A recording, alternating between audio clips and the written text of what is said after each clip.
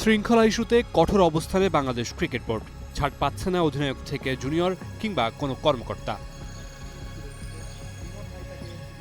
সম্প্রতি ক্রিকেট বোর্ডকে না জানিয়ে চীন সফর করা লিটন কুমার দাসকে শুনানিতে ডেকেছে বিসিবি। সেখানে নিজের দোষ স্বীকার করে নিয়েছেন টি-20 অধিনায়ক। আসতে পারে শাস্তির সিদ্ধান্ত।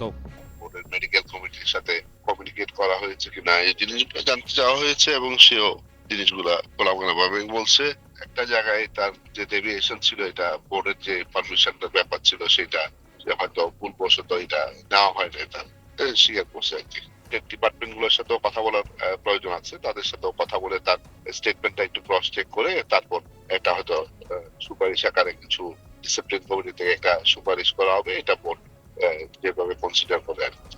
শুধু লিটন নয়, এবার শৃঙ্খলা কমিটি ডেকেছে শেখ মাহাদিকেও। বিদেশ থেকে আসলেই হবে শুনানি। টিম ম্যানেজমেন্টের বিরুদ্ধে মুখ খোলায় শৃঙ্খলা ভঙ্গের অভিযোগ আনা হয়েছে শেখ মাহাদির বিপক্ষে।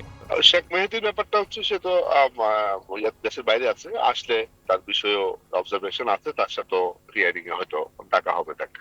কিছু স্টেটমেন্ট তার সে দিচ্ছে যেটা আমাদের তার যে কন্ট্রাক্ট আছে ব্রিজ অফ কন্ট্রাক্টে পড়ে আর কি। হ্যাঁ, তো এইটা যাচাই বাছাই করা হবে আর কি, যে এটা সে কি বলছে, আসলে বলছে কিনা, বললে সে তার কন্ট্রাক্ট যেটা আছে কন্ট্রাক্টের কোনো জায়গায় কোনো ব্রিজ আছে কিনা।